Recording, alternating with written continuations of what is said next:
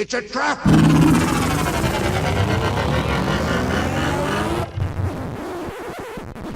Oh, I'm sorry. Did I break your concentration?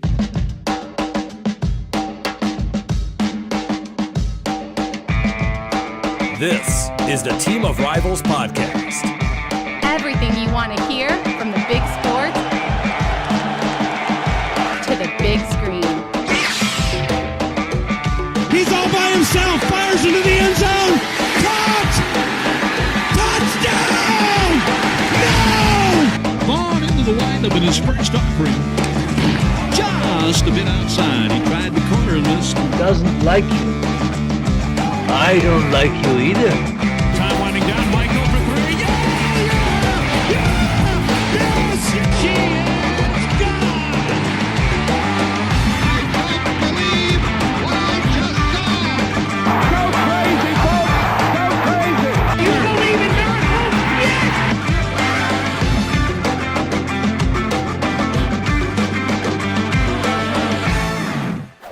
You may fire when ready. What?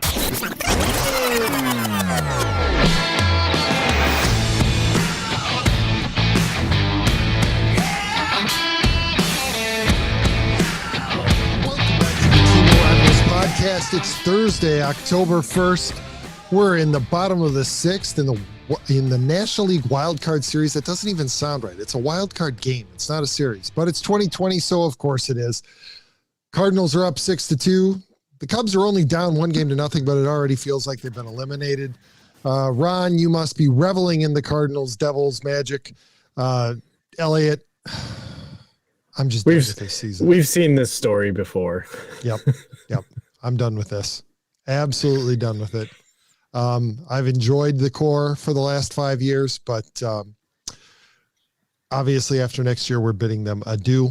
And I think that the first one out the door is going to be Theo, and I think we're going to see a bunch of other players follow him out. Whoa. Ron, why don't you go ahead and celebrate and revel in our despair?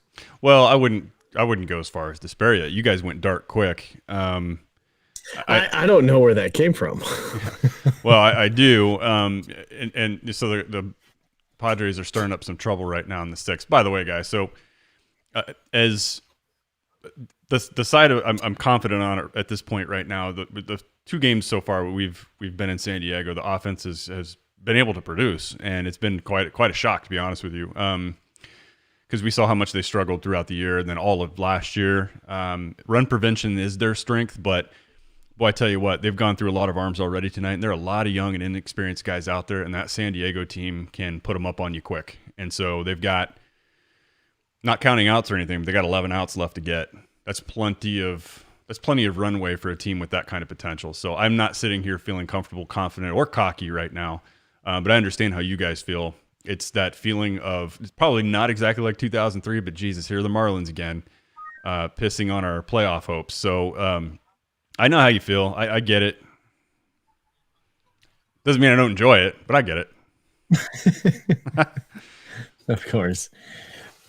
Well, kind of like I actually tried to cheer for the Sox today, and it just really didn't work out. Okay. Feel dirty, like you need to take a shower. A little bit. I was like, they're a Chicago team. Maybe I'll cheer for them. No way. Yeah, no, it's okay. Hey, look, Tatis is batting again. When the Astros are facing the Cardinals in the World Series, it's going to feel real dirty cheering for the Astros. But you got to do it, right? You really do. The only possible worst thing would be if the White Sox were facing off against the Cardinals. In that case, I would become a Champions League soccer fan. So I'm looking forward to cheering on Juventus next week after the Cardinals or after the White Sox. Cubs have been eliminated. See? It's already happened. Oh boy, he's given up. You're trying that reverse thing. You've already moved on. Yeah, I have. I do have some hope that Darvish is going to show up tomorrow and that the Cubs will at least even it up. But the Marlins are just killer against lefties, and John Lester's taking the mound. So it's going to take a Herculean effort from the Cubs offense, and I just don't see that happening anytime this decade. So, you know what? I heard the White Sox were left-handed killers too, but look how that ended up. You know, yeah, they got lucky. Well, you can hey, the sun can shine on a dog's ass every once in a while. So maybe Lester's got one more ray of sunshine on him. well, sometimes it's better to be lucky than good. True. Hold on, I'm just trying to figure out if we actually made it up on YouTube this time. You know, the hell with it. I don't care. Yeah, we're on did. Facebook. So I got the alert. Do you like that? Do you like that intensity level right there? So we've got Gallegos coming in, and there's Tatis batting again with 2 runners on. He's left 10 on in this series so far. The graphic was flashed up earlier, which is a little surprising, but I don't know if you guys haven't seen him, obviously, because we haven't played him all year long, and we were kind of talking about it a little bit before we started. He's just really good, and he makes shit look really easy, and when they have got him swing and miss a few times in this series at key moments. They did yesterday. But the couple outs he made were pretty damn loud. Like, it could have gone either way right here. He makes me nervous. This lead could be cut down like any moment. And the Cardinals are showing some pop, which is at Petco, which you could have told me they would have went the 3-game series and not hit one of the warning track, and I would have believed you. You got to think that a veteran team, though, has an advantage in a season when they haven't faced, you would think anyway, when they haven't faced the other team at all. Because that's going to be something for all teams to adjust to now that we're in the playoffs. You would think that the Cardinals would have an advantage over the Padres because they do have more veteran players, but yeah, especially with Yachty behind the plate. Well, and they do, if you take all the games up where you've got guys that have been, there for a very long run, really, you do have Yachty and Wainwright, goes without saying, right? I bet they have probably more playoff innings than the whole Padres team combined between the two of them alone. And you have a lot of the guys that were there last year that at least made it to the NLCS, but there's only 2 left from the 2011 team, and that's those 2 that we've been talking about. So yeah, you're right. There's no doubt they've got some playoff veteran experience on the team, but they also have a ton of young guys. A lot of guys like I was going to go into a little bit later if we want to, but I can mention it now, and that is they've got probably 3 or 4 guys down in that bullpen right now that probably wouldn't have been up this year had it not been for the injuries and the expanded rosters. I don't think they see action, and so that's why this thing could take an ugly turn at any moment, because you do have a lot of youth too. I mean, yes, a lot of veterans, but yes, a lot of guys that are inexperienced in high pressure situations like this. So you just don't quite know what you're going to get from them. If the Padres happen to come back tonight and end up evening up the series, the good news is Jack Flaherty goes tomorrow, or game 3, whenever that is. I'm assuming it's tomorrow. Jack Flaherty goes tomorrow, and again, he hasn't been like he wasn't Jack Flaherty that carried the team at the back half of the year last year either. We got a little bit different version of him this year, so that's not a given. I don't know. I think like Pete takes me back to the conversations we were having in 2015 with the Cubs, and they made their playoff run where, gosh, we're the underdogs the whole time. Really not supposed to be here anyway. So you got to think that the higher seeds in this entire wild card bracket, I think the higher seeded teams got all the pressure on them in the world, don't you? Yeah, you'd think so. But I think it depends on who the team is. The Padres, I don't know. They're such a young team, but they do have prestige value. And that's the one thing that we may be not completely counting on is, oh my God. Are you ahead of me? I'm ahead. You must be, because I've got it on my phone right now. Hang on a second. I think I for smell the where next this pitch. is. Oh shit! There it goes. Oh, He is such a star. Did I not just say that? Did I not just say it could be cut down right here? Yep. That's a brand new ball game. See, they brought in Gallegos last night to do exactly what they're asking him to do again tonight, and he got him last night. But a guy's a stud, man. I mean, look at him swinging. He does not look like a second-year player, does he? No, he doesn't. no. Yeah. No, he doesn't carry himself like a second year at all. No. Impressive. And I'm sure you saw the posts about it this week about how Cardinals made him an offer. They made, they could have had Luis Robert too, but hey, we got Harrison Bader. We got, Yeah. Which speaking of, I'm sure you guys have looked at the box. Luis score from Robert, last- the guy who hit the 487-foot home run today. Yeah, because of the stadium. God. Because of the stadium, that's the only reason. It should have went a lot farther than that. But if you guys probably read the box score last night, Harrison Bader had an epically terrible night at the plate, and you guys probably didn't watch it. But he went 0 for 5 with 5 strikeouts, all swinging, and I don't think awesome. Like not one of them was a tough at bat. At one point in time, after he struck out 4 times, I remember tweeting out, "Jesus Christ, has he even fouled a ball off yet?" And in his 5th at bat, I know he did, but yeah, it was epically terrible, and his at bats were just they were pathetic, man. You look at this, and it takes me back to the Keith Olbermann tweet, where 2 years ago he said, "There's nothing in this game, Cubs-Cardinals game, that suggests that Harrison Bader is a major leaguer."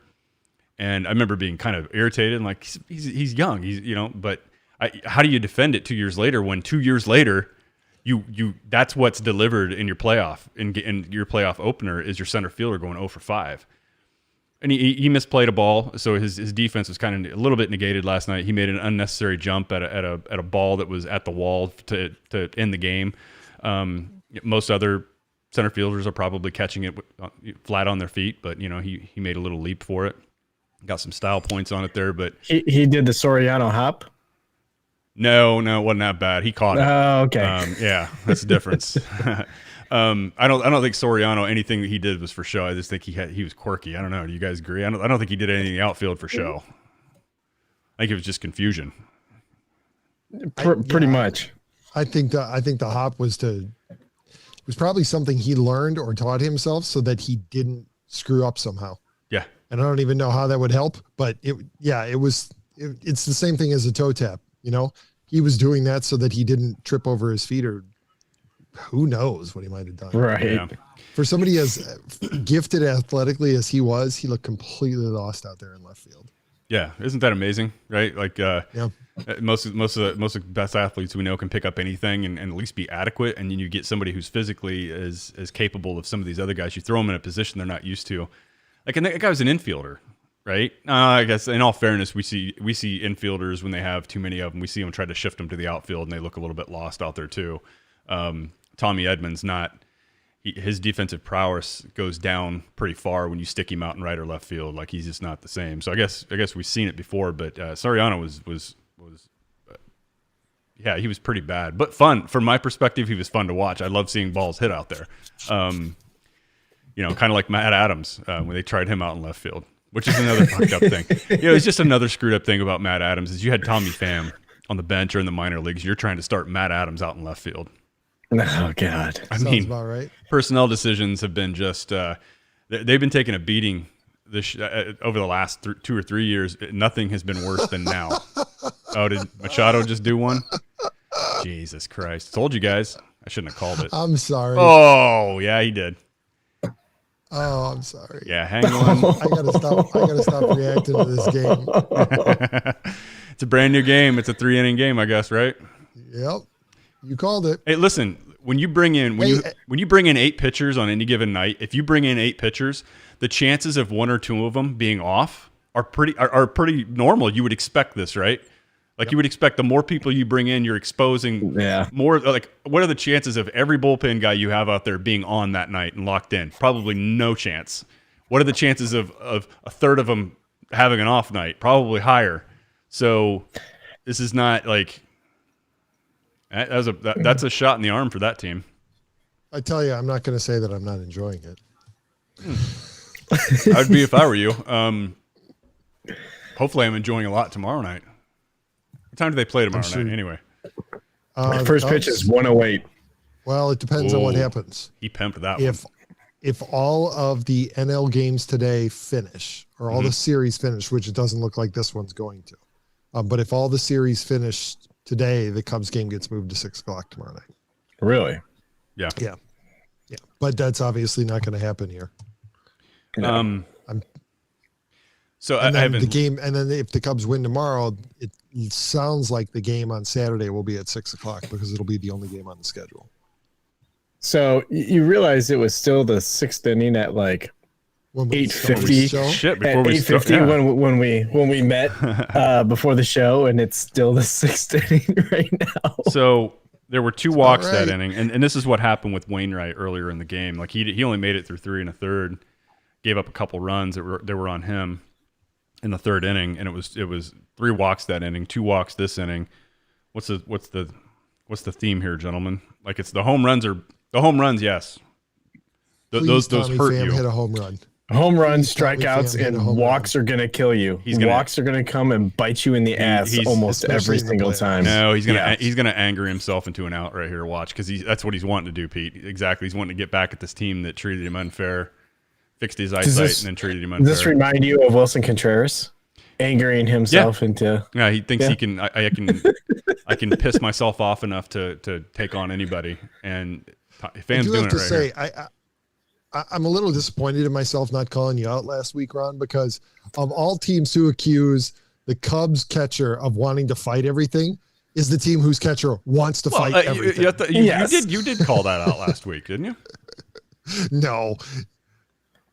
Well, I think one of his wrong. neck tattoos actually say, "I want to fight everybody." you might. I was wrong. Tommy Pham did not hit a home run. No, he didn't. He just hit it off the wall. Thank you, Tommy Pham. And then Dylan Carlson misplayed it into a stand-up double. Well, they just brought Gallegos in, so you had to face a minimum of 3 anyway. And I don't imagine that they had anybody warming up right here, because you wouldn't have, because you need this guy to get you through the entire inning. But I tell you what, he is throwing softballs up there right now because nobody's missing it. Nope. So this is what I'm talking about. The more you call on a guy, especially young ones, like, you're going to get him on a bad night.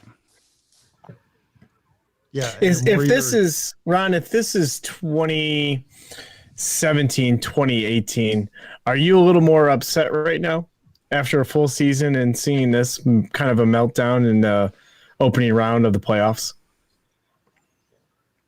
Is it because we're just happy that we got baseball and, hey, our team's made it to the playoffs and we really don't feel like this is, because I tell you what, I was sitting there the other day and I'm like, oh God, the Cubs have their first playoff game today. And I'm like, this does not feel like playoff baseball to me. I mean, I'm enjoying that it's playoff baseball, but it doesn't feel like previous years of playoff baseball to me. Yeah, it doesn't feel like there's been enough baseball played for us to be here. Yeah, no, I agree. I think where you're going is like, hey, do I have a lot more tolerance this year for fucking up at this point? Yes, I do. Absolutely. And I just said it. Gosh, I shouldn't have said anything. I think that I said it earlier, this is an explosive offense. They were one of the best in baseball. And you've got a lot of inexperience. You just got a lot of players. You're calling on. You're using your bullpen. You started to use them in 3 1/3 inning into the game. You started going to your bullpen. Like, you just gamble. I mean, here's the best news. You're going to face those guys one more time at least in this game. You got 7, 8, and 9 left to go, right? So innings. So you're gonna have to go through them again. Who the hell do you have left? I see Ponce de Leon warming up now. Now, I like him when he's on. Problem I have with him is he can rack up a pinch count rather quick, right? So who's going to be available tomorrow? That's the question. Jesus, No, Ron, I think the question is, which is going to end first, the 6th inning or this podcast? hopefully the 6th inning ends before this podcast. Otherwise, it might be the ugliest inning on record. I mean, they can jump ahead now. Base hit. Considering, as Elliott pointed out, this inning started before we even all got online at the same time. I know. Here's the part I am frustrated about, though. Right, what's been one of their strengths has been their defense. Right, their run prevention. They got the best one in baseball. So they haven't been able to do anything about this inning because it's been walks and it's been a couple dingers that have done it. Right, you've just removed your defense from the equation when you do that. Right, like that you give them no chance to help you out at all when you're walking people, and then when you throw something high and right over the heart of the plate, well, duh. Best defense in the world isn't going to stop runs at that point. And that's what killed the Cubs yesterday. Yeah. Their defense hasn't been terrible this year, but a couple of poorly located pitches, and it doesn't matter how well the defense plays, especially when the wind's blown out at Wrigley Field. So we have a visitor. All get it up in the air. Guys, we have a visitor on the line. He's, of course, when the Padres tied the game up, you probably know who's calling me. No. Yeah. No, not L. B, are you there? Hang on. Now try it again. You there? Yeah. Okay. Yeah. Okay. You knew I was going to call you after watching it. I wasn't thinking about it at the time, but as soon as I saw you trying to FaceTime, I'm like, I know why this is happening right now. That's why I started an Instagram called Cardinals Rant. Yeah, I Because know. I'm about to go on I one. know. I follow you on there, but I know what you do.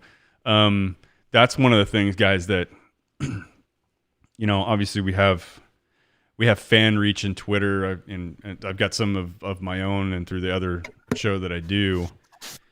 So I don't mean to disparage anybody out there, but there are just some people that just hog up my entire feed because I swear to God, the phone is in their hand the entire game, and they are tweeting out every single thought they have about every single pitch, and it is just maddening. I don't look at it until in between innings. Yeah. Wait, they have thoughts? Twitter is, I tell you right now, the thoughts on Twitter are way the hell better than the thoughts on Facebook, right? That's like comparing. I'll agree to it's that. comparing high school emotions to little kid emotions. Okay, so Twitter, I'll give Twitter credit. I used to flame Twitter all the time, and I still could, but you compare that up with sometimes with Facebook, and it is pretty awful. So. Okay, so we finally got out of so to answer your question, Pete, the sixth inning finally did end, and so we can continue on. You're right. When we're not live on, Yeah. You should have just done that. Just so Braden, I know that you're probably in a different state of mind than I am because I don't know if you probably weren't listening to us, but I said to Pete and Elliott as we fired this thing up when the Padres started batting, I said, "Oh, they got a runner on." I'm like, this game can turn quick because this is a high-powered offense, and you've called on your bullpen a lot. Chances of one of those guys having a bad night, one or two of them, is probably high. Do you feel the same way, or do you have just 15-year-old rage where they should have all have come in and shut them down? Sweaty rage. Explain to me, yeah, 15-year-old sweaty, pimply rage. So, here's my initial reaction when I saw it happen. Last night, Fernando Tatis came up to bat twice with two runners on. Oh. Twice. Did Goldson just go deep? I'm not laughing at you, buddy. I'm just laughing at what happened. No, I know. I was going to say, did Goldson go deep, and then I saw him off the glove. It's Petco. Evidently, you can only go deep there in the daytime unless your name's Fernando Tatis or Manny Machado. They must be using those juiced balls. That's probably. I look. I'm not a meteorologist or anything here, but I'm just wondering if this isn't like 3 hours earlier, if that doesn't just clear the wall. Probably. That play reminded me of something I saw today. Is it just me, or does Marcell Ozuna look like a completely different hitter for the Braves? Yes, and you know what, Pete? There was a breakdown on this. Last year with the Cardinals, he got over like 60 I'm going to say this wrong. Like he got like 65% more like of just pure off-speed pitches with St. Louis. He goes to Atlanta, and it's like the whole East doesn't have a book on him at all. He's had it's been like reverse. That guy's a fastball hitter. He's a fastball hitter. Jim said it on Tuesday or maybe it was the week before. Jim Cromer talked about it. He's like, Marcell Ozuna is a fastball hitter. He said, I swear to God, every damn highlight I see, he's hitting a fastball. He's been getting way more fastballs this year with Atlanta than he did with St. Louis. And but not even that. I mean, just looking at his at-bats, he looks different in the box. I don't know if it's his approach, if he just looks more comfortable, what it is, but he looks like a different hitter. And it may be that he's getting more fastballs, and so he's more comfortable, but he does not look like the same guy who looks more like the guy that was on. Louis. He looked like the guy that was in Miami. And I tell you what, goes to my theory, and I know that there are stat fuckers and sorry, Braden, stat guys out there and graph guys out there. That's all they know because they've never actually played the game. They just know that stuff. That will tell you that whoever else is in the lineup around them doesn't affect them at all. It doesn't matter. And I'm saying absolute horsey shit because look at that Atlanta lineup in front and behind Marcell Ozuna. You compare that with what he had in St. Louis. It is a world of difference, guys. It's a world of difference than what he had in Miami. Don't tell me any different. Don't tell me it doesn't matter who's batting behind you. Doesn't matter who's batting in front of you. That's complete horse shit. I don't care what your graph says. that's not a coincidence. And so is he getting more fastballs because the league didn't have a book on him? No, I don't believe that. But maybe he was batting in a situation where he had people on or somebody they didn't want to pitch behind him, and he's been getting more to hit this year. I think that could have something to do with it. I could be wrong, but I think there's a lot to be said for that. Braden, sorry, man, I didn't mean to cut you off there. But so, what did you see in that? What would you have done differently there on your PS4? In that inning with the pitching. I was gonna ask him, did any of his simulations go like it is going today?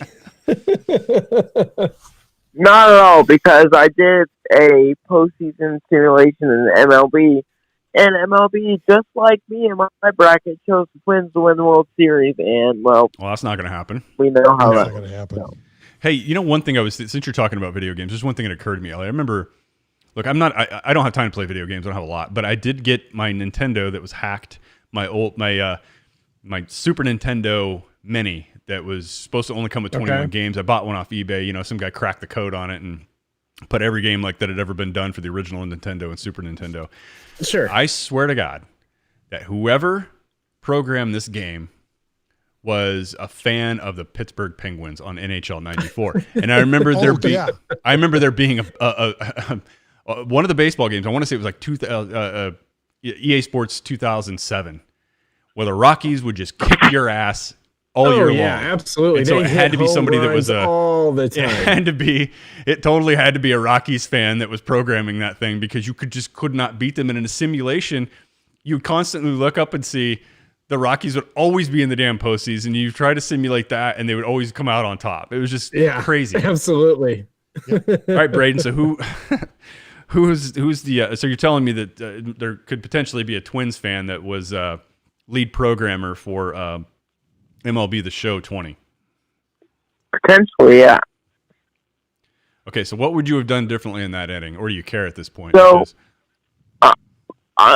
I'm going to go back to the last game, because honestly, I think that moment dates back to even last game. So, Tatis came up twice with 2 runners on. And my heart, I was nervous. I was like, this dude is a machine. He can, rip this game to shreds any pitch. Mm-hmm. And, Gallegos got a good strikeout, and we got lucky. And there was, even when Tatis wasn't even up to bat, Padres had a lot of chances to score. I mean, a lot. Mm-hmm. And there were runners on because of walks. And, Cardinals got away with it last night. They got lucky, escaped with the win. It felt kind of like a win. And then, or it felt like we kind of maybe stole one last night. Or yesterday. I think so. I mean, truly. Who's on the mound for I you guys walk yesterday? room after a shower. Who started? I walk in, 2 runners on to the 2 walks. You can answer. He's the Tatis is up. And I'm like, okay, this is the 3rd time this has happened. Yeah. Gallego struck him out last time. Yeah. But the Padres have he's not going to do it every time. You can't keep going to the well every time against a guy like Tatis. You can't call upon the same people, because he's gonna learn you. And I don't know if you guys just saw this pop up he caught like an out or 2 ago. But even him at shortstop running out to get a pop up, how easy did you make that look, Elliott? And if you or I tried that, we would have tripped over our own feet. Ball would have hit us right in the deck. He reminds me of Javi Baez out in the field. I mean, no. I think he's way better. What the hell? I want to ask you guys that. I want to ask you that later about him. What do you guys think is wrong with him? Okay, so at least the half of the 7th inning's over. So by the time we end the show, we should be progress. Yeah. This is it's 3.5 hour game so far, and we're just at the 7th inning stretch. But why wait? I'll tell you what I think is wrong with Javi. One, I mean, and he nailed it. He didn't have the video to get feedback on, and he's clearly relying on that. Yeah. And right or wrong, that's what it is with him. So if he doesn't have that and he can't check in mid game, he's lost, and he doesn't have. This is new to me. This is new to me. I've not heard this. Like, what's the deal with him in video? Then explain that to us, because I'm not familiar with that at all. So because of the cheating scandal, Major League Baseball said no access to in-game video in the dugout, clubhouse, in the dugouts, anywhere. Yeah. So like during if the game. he's checking like on his swing pattern, or if he's checking on like where the pitches are going or how they're pitching him, he can't look at that anymore. So he can't make those in-game adjustments. And there was somebody else recently, I'm blanking on who it was, but there was another premier hitter who's having a bad year who said the same thing, that he complained about it. What it tells me is that Javi, it doesn't sound like is an intuitive feel hitter, right? He's somebody who has to analyze his swing and who has to be on top of his swing and can't make those adjustments just based on things feeling off. He actually needs to see what it is that he's doing. And you would contrast that, I would say, probably with Yu Darvish, who can feel mid-game that he's got a pitch working or that he's losing a pitch, and he can make that adjustment. He doesn't need to see it. Yeah. But it's pretty clear that Javi does. And I think to a certain extent, Elliott, I think that you're right, that there's probably a little bit of an inability to feed off the crowds, and that's something that is very much a part of Javi's game. Mm-hmm. Yeah. Well, you could probably chalk a lot of that up to maybe why he's having a down year. Definitely. I didn't know he was struggling so much at the plate until I checked on, just what some of the National League Central averages were over that last week. I didn't realize he was struggling that much. So to answer your question, Pete, you've probably already looked it up. The Cardinals started Kim yesterday, which some people were kind of surprised. Like, you had Flaherty that was available, you had Wainwright, you had, these other guys that have kind of been through this already. But I kind of liked that they started, even though he wasn't that sharp. He ended up ultimately getting the job done, but I kind of liked the idea of them throwing Kim in there because Padres had never seen him. Right. He's a lefty, and that was I talked to Craig Mish earlier this year. He covers the Marlins down in Florida. He said the most impressive guy in St. Louis's camp this year was Kim. Some of it could have had to do with a lot of the league had not seen him yet, wasn't used to delivery, wasn't used to release point and spin, all the things that come with something that's very unfamiliar. So I kind of really liked the idea of them throwing him out there first and trying to steal one. Like, throw somebody they haven't seen. They may struggle against him a little bit. You might be able to get one. And if you can get game one, then you've got a chance. Right. So I liked the strategy. It didn't quite work out like I think they intended it to, because he wasn't the sharpest he has been. But I loved Wainwright going second, because if you got that game, I thought that Adam would keep you in game two. And if you lost first game, I thought, well, the way Adam's been pitching and rising to the occasion, maybe he can at least stop the bleeding in game two and get you to a game three. And then you have Flaherty, depending on which version you get. Jack can shut a lineup down if he's on. And so I love the way they lined him up in a 3-game set, Pete, a 5-game set. I'm like, who the F are we throwing in game 4? Because I have no clue, right? So, well, I think that's true of most teams in the playoffs this year, because with no off days, you're going to have to use your whole rotation. Yeah. And so if you don't get swept out, that's going to be exactly the question. Who pitches game 4? Who pitches game 5? Well, and you look because most teams only go 3 deep, and then it's just a crapshoot. Yeah, I know. So it's like a war by attrition. Whoever has the most depth, and those guys may not be your best, but at least they're experienced and they can hold the fort down. And if you've got 5 solid starters, you're probably better off this postseason, right? I mean, Pete, you got to quit grinning. Wil Myers, did he finally get one? God damn it. I just called that in my head before I got the notification.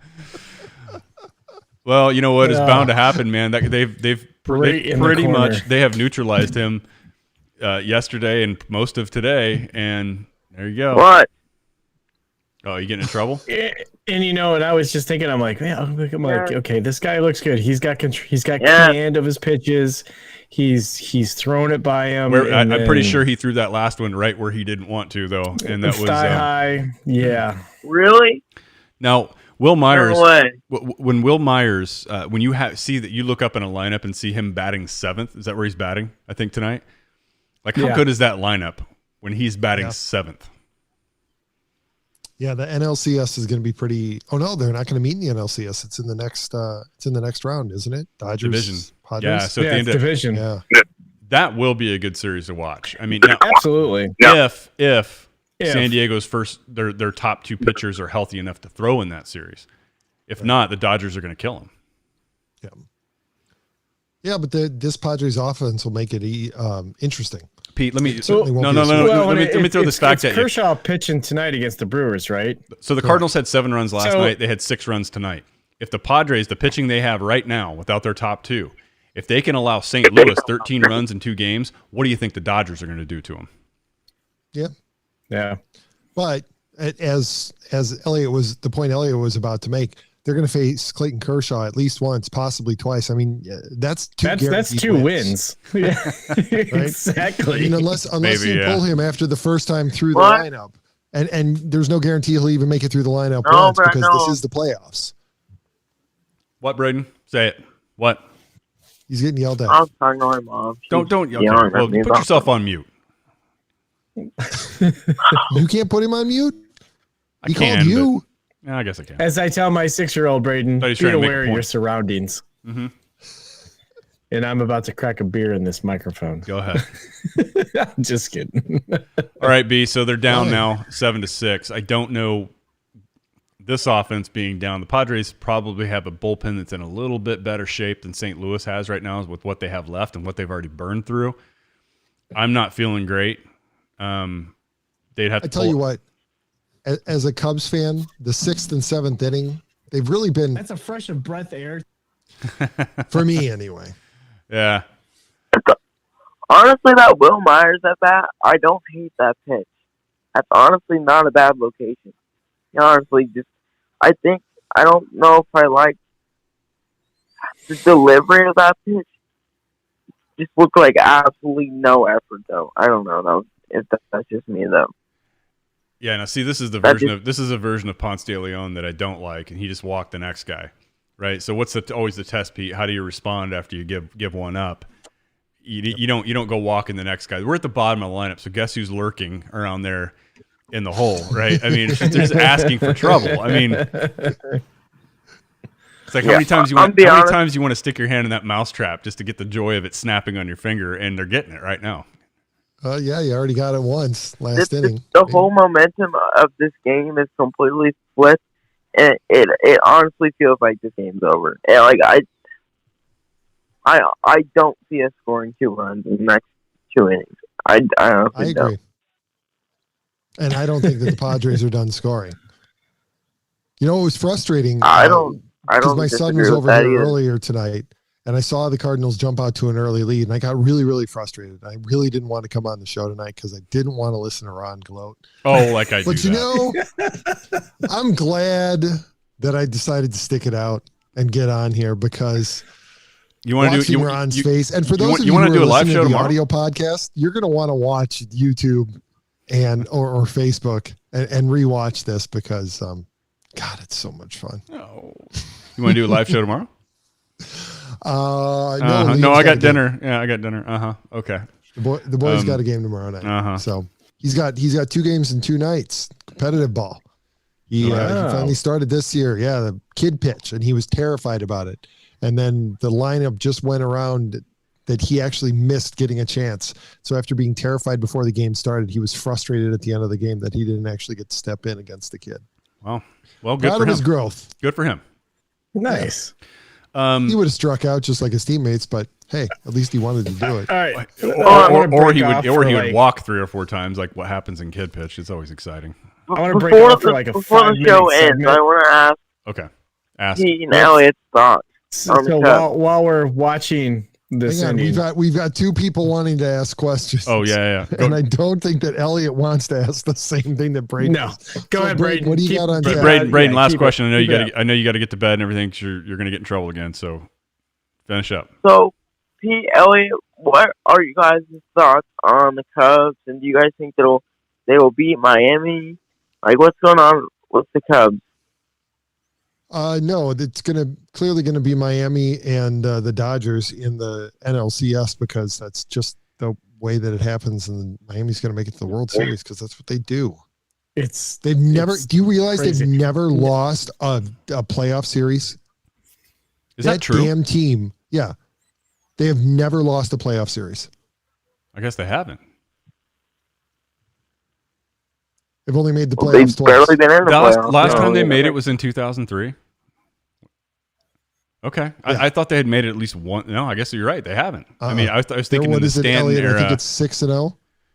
They're 6-0 Yeah. in the playoffs. Jesus Christ. Yeah, you're right. Yeah. Cubs are done. Yeah. Yep. It's crazy. It's crazy. Yep. Well, this is a shame here tonight because the Cardinals were in a good position to finish this one out. Go ahead, Elliott. Go ahead. I'm just rambling. Go ahead. Elliott. Yeah, I was just going to say the nutty part about it is like the way that the Marlins have really kind of come back after the shitstorm that was the beginning of their season. Yeah, I know. Yeah, you got to give them credit, given what they came from. Yeah, and I know you guys don't want to hear this. Absolutely. I at least give the Cardinals credit for getting to this point and at least getting in because they kind of had to deal with the same shit. They were out 16 days, had to make up. I think they flashed the graphic up earlier. 3 games in 44 days, like just and yeah, credit to them for being able to continue to play and for making that last day doubleheader unnecessary. Right? They played well enough that they were able to make up all those games and win enough of those games that they were able to just play 58 games and be done with it. Hey, you know what? I agree with you, Here's Pete. the man. I agree with you. I know. See, I'm scared now, and I don't know why. Because they're already down. Sure you don't, because he's 2 for 4 with a 3-run homer tonight. Yeah, that was a punch right to the junk, wasn't it? Yeah, it was. So, yeah, if I'm Machado Ponce, ties it. I throw him four pitches that are nowhere around the zone and hope that he gets himself out. Okay, so that was pretty far inside. I mean, somebody's got to go Yeah, inside I'm not on him. You pitching got to to do that. But I'm not sure with Ponce sometimes his control if he actually meant to do that or not. He's probably, if you do the replay, Molina's likely set up outside. Yeah, that did not go where Molina wanted it. I don't think it did. You're ahead of me, so I'm probably a pitch behind you. Yeah, you might very well be doing that, Pete. Like, nah, these next 2 guys, I'll go ahead and I'll be satisfied walking the bases loaded. Boy, that was it. They showed a replay of the home run, and that guy is 100% going to hit it out. Yep. But a lot of guys that are not nearly as good as him would have run into that too. That was not. All right, so he missed again on the complete opposite side of the plate.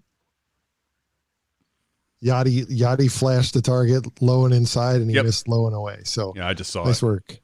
Yeah, he's not. He's not trying to get in the strike zone anyway. This is the thing, Pete. He probably is aiming for the glove, and he's. This is the thing with Ponce that drives us nuts as Cardinals fans is he will run up a pitch count, and that's why he has like the raw skills to be a starter. Like he has the repertoire to be a starter, and he won't be. Because he wouldn't make it past 3 innings before he hit like 90 pitches. That's just what he has done. Well, that's what happened to Minnesota. Yeah, well. So why not convert him to a reliever and buy a couple more miles an hour and tell him get out there and they've had him in both roles though. I mean, this year he's spot started a few times when they've had guys out and I mean, thankfully we've had him because we're down Miles Michaelis this year plus Dakota Hudson now. So, the timing of his injury really sucks because he's essentially out for the whole 2021 season as well. That's right. If there's ever a moment where Alex Reyes can finally get healthy and get his shit together, like now's the time because. Oh my God. You just went deep again. Oh, thank you, Braden. I haven't seen it yet. Wow, Braden's on me. MLB at bat. Oh, you got that bad app up. Okay, yeah, that. Oh my God! My God, I haven't seen it. Hold on, let me see it. 4 home runs for me. Oh, did he pump the hell out of that? My God. Good Lord. Yeah, he did. Oh, he's taking his time. He's like, he just go ahead and just pull a Jeffrey Leonard at this point. God, One flap down. All right, honestly. Braden doesn't know who Jeffrey Leonard is, does he? Mm-mm. That was some funny shit, man. I want to see. I want to see like at some point in time. I want to see like in the future, like Jeffrey Leonard's grandson playing against the Cardinals and just doing that one flap down as he circles the bases. Because you guys just YouTube it if you haven't seen it yet. It's the funniest shit I've ever seen. I agree.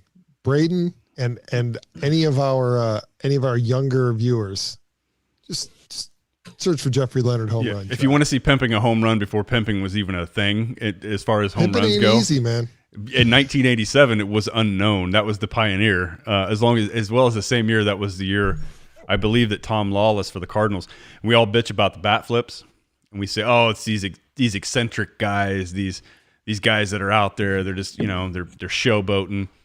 Tom Lawless was the whitest of white guys with a big handlebar mustache before, and he may have pioneered the bat flip that would piss everybody off today. He chucked that thing up in the air. I can't remember who it was against, but I believe it was in the playoffs.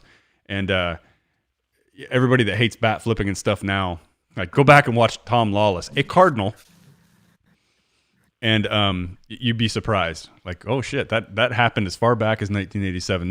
No, people, that is not a new thing. That has happened before. The frequency has increased, but no, it's always been there. 926. This one's so. Can we? This one's. Can we go on to? Would it be appropriate right now to log on to Wikipedia and edit the St. Louis Cardinals entry and put down as owner Fernando Tatis Jr., or is it too early? What? Say it again. Hey, before we do that, at this rate, Braden, he may bet again, so you might want to wait. Braden, we're going to let you go because it's almost 10 o'clock and I want you in bed. All right. All right. I'll talk to you tomorrow. Love you. Bye. Love you. Bye. Love you too, Braden. Bye. I'm currently watching a Dodgers game. Oh, okay. He switched. Okay. Over. I'll talk to you tomorrow. Yeah. Game over. Series probably over too. Probably. I don't see us winning Game 3. So National League Central is going to be out of it by tomorrow night. Don't worry. Yeah. Well, that came like in a blink of an eye. So. Okay. I'll talk to you tomorrow. Love you, bud. All right. Bye. Love you. Bye. Okay. So. Well, that was fun. It was fun. But yeah, I might as well switch games too. So Brewers and Dodgers looks like they've started about probably 45 minutes ago or so. I have no idea if there's a score in that game at all. It sounds like they're down. National League Central for if this does end for all of us tomorrow, we had 4 teams enter the playoffs out of the National League, like by far, right? And they won, and they will have won one game. How hold on, it's asking me if I'm still watching. I'm gonna have to go turn this. I might as well just say no and have it shut off. It's 0-0. Okay. Top 3. Yeah, and then how many runs did the National League Central score when this is all said and done, right? Because the Cincinnati Reds did not contribute anything. Nope. And how frustrated are you? Well, and he's not frustrated. Trevor Bauer is not frustrated at all because he was already going to get a big payday, I think, going into next year. And with his performance in the first game against Atlanta, which is a pretty good team, right? I think he's going to get a stupid big payday. Yep. And he's not going to stay in Cincinnati because no pitcher. I think Great American Ballpark is becoming like Denver. Yeah. What pitcher in his right mind like Yankee wants Stadium to, or wants something. What pitcher in his right mind wants to start there? I can't say Yankee Stadium was a bad choice because Garrett Cole's obviously got millions of reasons why he wanted to pitch in Yankee Stadium, even though it's small. But yeah, so how frustrated are you as a Reds fan right now that your team makes it and then Jesus, he replaces the beer can with his phone. Sorry. Your team hasn't made it in there for a while, and then they arrive, and I don't think they've was it the Twins that have went like 19 straight games now without winning or something like that, or 20? I mean, they reached a milestone this year. You hear stats like that, and you just kind of laugh. You're like, that can't be true. Somebody had to miss a win in there somewhere, and they have not won a playoff game. They've lost like 19 in a row. Ron, it's funny you brought it up, and I think it is. It's got to be painful. Think about it. The Reds went all in for this year. Yeah. And the pandemic completely screwed them. They snuck into the playoffs by the seat of their pants, and now then they get eliminated in 2 games and don't even score. And they're not going to come back next year because they pushed all their chips in this year. Yeah. Trevor Bauer's gone. The NL Central's terrible. It really is. Well, and how did we get 4 teams? Where do the Reds sit offensively in the NL? I don't know. I have to look it up on Fangraphs or something. I don't want to. It's pitiful. remember the Cardinals were the best offense in the NL Central, and they were what, Ron, 19th? That was yes. That we were going off weighted runs created plus team total, and I couldn't believe it when I saw it. I'm like, somebody broke Fangraphs. This cannot be right. And I looked at it, and the Cardinals were 19th, and the Cubs, all of them, were behind the Cardinals. I think it was 21, 22, 23 in some order was the Cubs, the Reds, and the Brewers. And the Pirates were like pretty good being a Pirates fan because your team was terrible. Your season's over, and all these teams that just beat up on you this year, they guess what? They're bad too. Yeah, and they're bad too. So how bad are you? Yeah, I mean, do you just give up? I mean, do you just do you turn to hockey immediately if you're a Pirates fan? Do you turn to the Steelers? Do you do something else? Do you ever turn baseball even on? I don't know why you would. For them, really, isn't it just hockey season right into football season? And to rub it in their faces more, they don't even have a shitty stadium. They probably have one of the more attractive and beautiful stadiums that you see in pictures. And I think by acclamation, just about everybody agrees that they pretty much have the best stadium in baseball. Yeah, and so you build that beautiful thing, you can't fill it up because you just simply refuse to put any kind of product that anybody wants to watch. You know. Yeah, this is the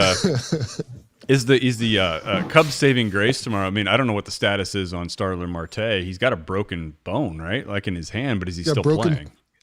He's got a broken pinky. He was available to supposedly to pinch run and possibly to field today, but he couldn't hit.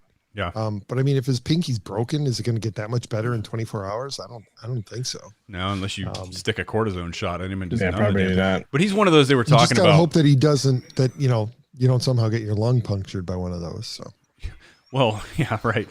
All right, so you got some Cardinals voodoo magic going on right now, and you got Harrison Bader up at the plate. Oh, that's not voodoo magic. Does he strike out? Hang on, maybe I shouldn't turn it back on the telly here, but it's give me a second, guys. I'll be right back. Does he strike out or does he look bad striking out? That's the real question. Because I think we can all agree that he's going to strike out. True. Well, and I guess the good how bad he looks doing it. Yeah, but at least he'll look good. And I guess the question is, that's true. Voodoo magic. At least he I don't won't know. hit into a double play. This is the guy. Well, there's no outs. I don't usually associate voodoo magic with anything that Bader is associated with, but I guess dumber things have happened. How did they get the first two guys on? Because my TV freezes, and you guys probably use this if you're a streamer and you're not watching it for a long time. It asks you if you're still watching, like Netflix does, and then it shuts it off. Yeah. Yep. So we had Ron, right when you stepped off, I asked Elliott, so I'm going to throw it to you. Yeah. Does Bader strike out or does he look bad striking out? What do you think? He looks bad striking out. Here it comes. Oh, wait. No, if you didn't see the game yesterday, but I don't think he got more than 4 pitches in any of the bats. Like his problem is, and it's been the whole year, and that is that he has a bad habit of taking shit that's very hittable to try to work the count or do whatever. Well, I don't know what he's trying to do, and then he just sets himself up to strike out each and every time. He's been doing that all year. He did it a lot last year too, where he takes things that he can hit that are very hittable, and he sets himself up for the off speed, which we know he's very bad at hitting. Well, and a lot of guys are, in fairness. He's exceptionally bad at off speed, but like he's not doing anything to help his own cause. Like I don't know, man. I'll say it again. I think I said it last week. I'm not as good as him. He's a major leaguer. I never could have done that. But you would think your approach would be a little bit different. If people are going to try to get ahead of you in the count, which they always do, you think you would once in a while try to jump on them, early and get out ahead. And he just I don't see him making those adjustments or changing that. Yep, go hunting that fastball early in the count. Yeah. Boy, the lower third was just not kind to you guys, as they have failed to update it so far on ESPN, but they ran back-to-back in the lower third. Cardinals have won 52 straight games with a 4-run lead, and the Cardinals are 68-1 in postseason history with a 4-run lead. Yeah. Hey, he didn't strike out. Oh, yeah. Wow. Way to Go Harrison. Nah, you got us a run in. I don't know how the hell Carpenter and Fowler both got on, but that's a rare sight. 7, 8, 9. You know, Tatis actually threw the ball away. Oh, good. Very good. Okay. Well, I knew it had to be something like that. Devil magic. They had to play at second. Tatis had to dive for it. He stopped. He rushed the throw, threw it away from second. I'll give the offense some credit here, because I'll tell you what, guys. There's so many times this year that I've seen them down where they just look inept. Every inning after they're behind, where they just go quietly 1, 2, 3, 1, 2, 3. Ooh, we got a walk, but still, get out of the inning quick. So I'll give them a little bit of credit where credit's due here. They managed to get something across the plate. I wish they would have done this though. Colton swinging for the right field fence right there. He was not trying to hit that up the middle or anywhere. That's the thing with Bader last night. We were talking about him. When he would swing and miss, guys, I swear to God, you can tell by the swing, he's going for the left field side. He's going for the left field side. You can see that when guys are doing this. And like, that pitch was not one that you're trying to pull. That's something you should be trying to hit either right back at the pitcher or to the right side. And another fly ball. And why would you be that kind of player when you're Harrison Bader? No, you shouldn't be, because you've got speed, and your best bet is to put that damn thing in play and actually utilize your speed. Yep. And he's just not. It's been long enough, man. He's just not doing it. Well, and I think that's what got Javi in trouble for the longest time. Yep. Yeah, I remember early on he was a strikeout machine, right? When he first came up. He was. And it just reinforces what we've talked about for a long time, Ron, and that's that they have a one-size-fits-all approach for all hitters, and they don't assess hitters' tools, and not just their tools in the batter's box, but their tools in general, right? Somebody like Harrison Bader should be a line drive hitter, and he should be taking advantage of his speed. He shouldn't be trying to hit the ball out of the park. But they try to teach those guys precisely that. And they're not serving the team well. No, I would agree. I don't know what. I mean, I'm not behind the scenes. I don't know what these guys are, how these guys are taught in the minor leagues. I know Jeff Albert, he's in his second year here. I know it's a shortened year, and his system's not going to get, obviously not implemented in the minor league at all this year, because they didn't have minor leagues. They had a training site for backups right down in Springfield. So those guys aren't exactly facing live competition. I mean, they might be having scrimmages and things in their live batting practice, but we know it's not the same, right? You're not having beers with those guys later and facing them seriously hours before that. So we truly won't know like what his system does. We don't know anything about this guy if he's going to have an impact at all. We're not going to know until next year, because you can't use trash cans anymore and you can't use video anymore, and that's where he was before. And I'm not saying he was part of that at all, but he had no knowledge of it. That's what he says. Yeah, I know. I don't know.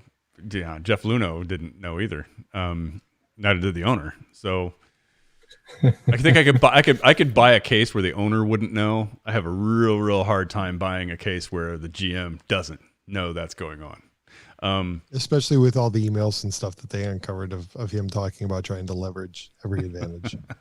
Yeah, it's pretty clear that it started in his office. Yeah.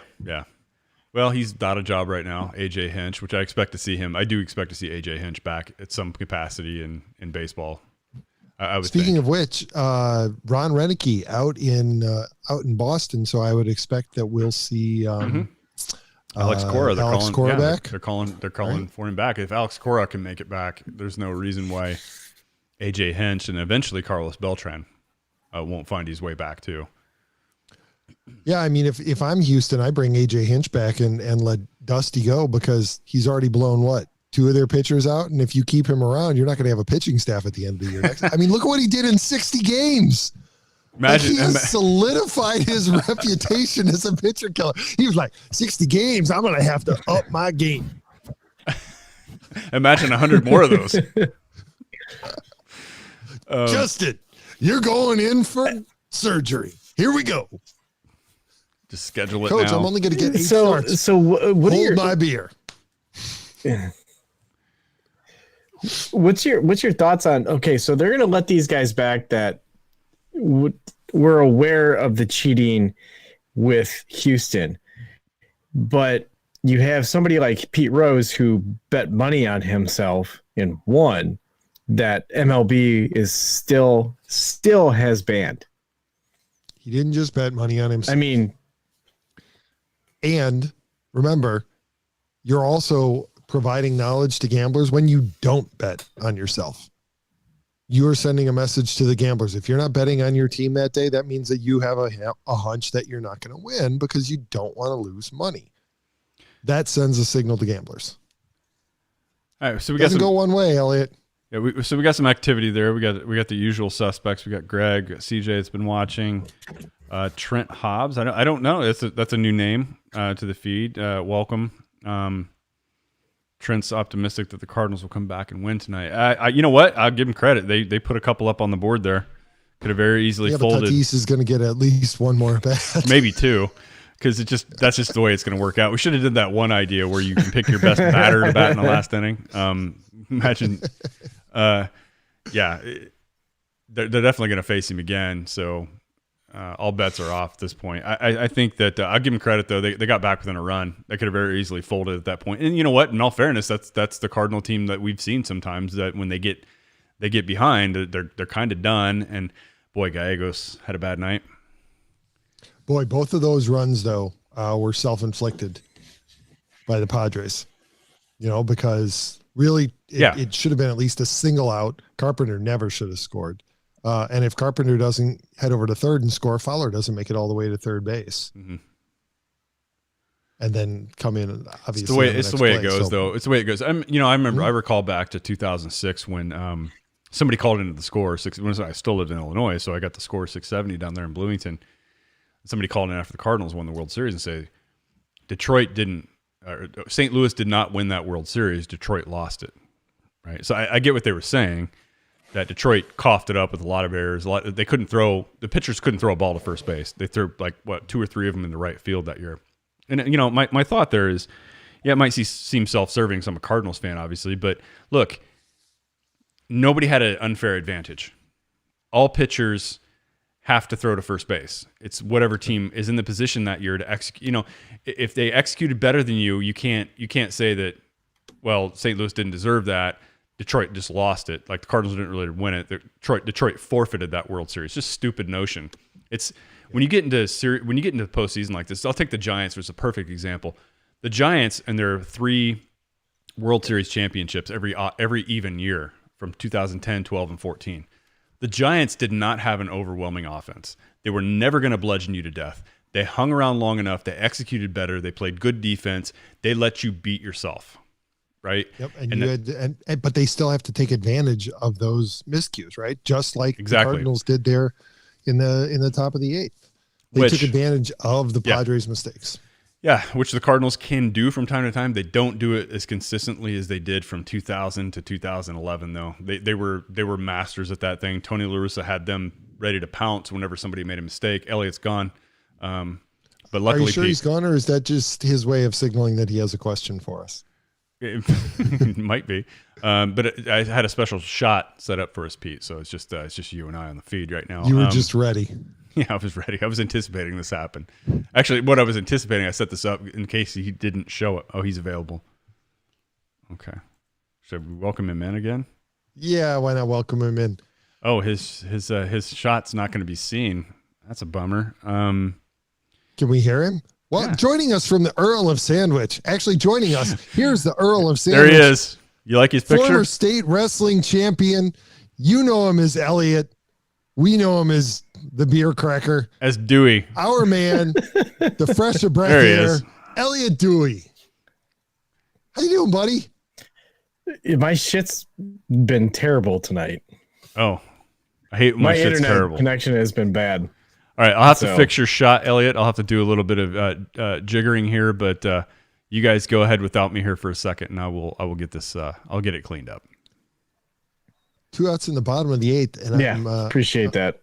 I'm really disappointed that Tommy Pham didn't anger his way into a single. Me too. Not really. My night feels incomplete. Really does. Hey, so while we got a second. And Ron is figuring this out. Thoughts on our Chicago Bears? They're lucky to be 3-0. Yeah. But this agree. was absolute. But the quarterback switch was absolutely the right move. It's where they should have started at the beginning of the season. year. Mm-hmm. Yeah, and Mitchell Trubisky is done with the Bears. Yeah, I mean, we kind of all saw the writing on the wall when they didn't extend him. Yep. So this is another failed experiment. It's awful. Is Ryan Pace going to be gone at the end of the season? If the Bears somehow miss out on the playoffs, I think so. Yeah. I would say so. I don't know how he's not. He's had how many years now to get this figured out. That's a hard thing to do. Look, everybody has not drafted a guy and went with the guy they thought was better. Like that's happened throughout sports history. Yeah. But how much is this one going to hang over every general manager's head that passed on? Who passed on Patrick Mahomes? Patrick Mahomes. Well, and again, we've talked about it before. I don't have a problem with them taking Mitchell Trubisky and missing on that. It happens all the time. Problem I had was trading up so much draft capital to move up. Yeah, I would agree. Because, I would agree with because you if the 49ers were going to take Mitchell Trubisky, then let them. And then you get Deshaun Watson or Patrick Mahomes. Yeah. Which in retrospect would have turned out better. But I mean, there was no consensus top quarterback in that draft. It's not like you were, even if you were wrong and Trubisky had turned out to be the best quarterback in that draft, you wouldn't have missed by much getting either of the other two. You were more likely to be wrong with Mitch, the guy who started 12 games in college. It doesn't take a freaking genius to recognize that. That was a risk. It was a gamble. I mean, a huge gamble. It was a huge gamble, but look where the Bears have been the last 30 years with quarterbacks. I mean, the Bears have had more quarterbacks than almost any team in the NFL in the last 30 years. And they've been their own worst enemy in that regard. Yeah. It's not like they were ever in a position they just couldn't ever draft a good one. Like they've had the opportunity to do this. And they continually, why is that such their bugaboo? Why is an organization can always develop, trade for, gather a great defense, yes, and great core of receivers from time to time, and a great running back, solid line, and the most important position in sports, probably you could argue, is the quarterback position. What the hell? Why can't they get that right once, guys? This is not just a recent thing. Like there are shitty teams who have great quarterbacks. They just don't have great players surrounding them. The Bears have had decent to good offenses with a shitty quarterback the entire time. Boy, speaking of which, did you see how Devin Hester flamed Jay Cutler the other day? No. Somebody was interviewing him and they were asking him about it. Apparently he won $1,000 off of I'm forgetting which defensive player it was, but he made a bet with him. This was when they were trying the Devin Hester on offense experiment. And they had Brandon Marshall. And he made a bet. He said, I'll bet you $1,000 that Cutler only throws to Marshall. He never throws it to me. And I think it was after 21 or 25 throws straight to Marshall in practice. He was like, no, Moss, here's your grand.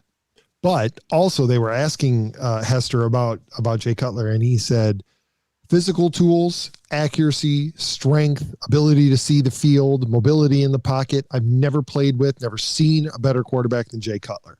Leadership, the worst. Yeah. Worst quarterback I've ever played with. Yeah. And it was on his face on the sidelines. Yep. Yeah.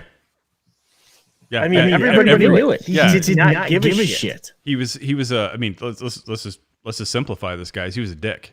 That was his problem. That's why he never reached his potential, didn't have a chance because the guy was just a dick.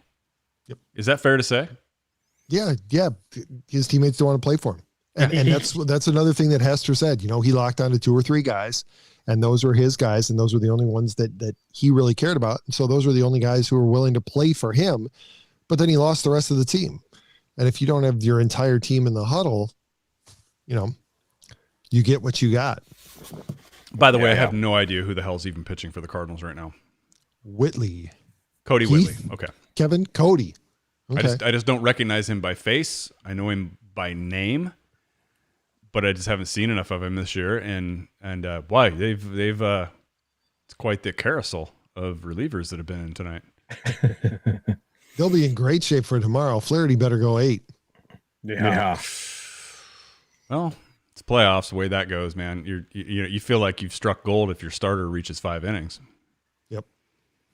So.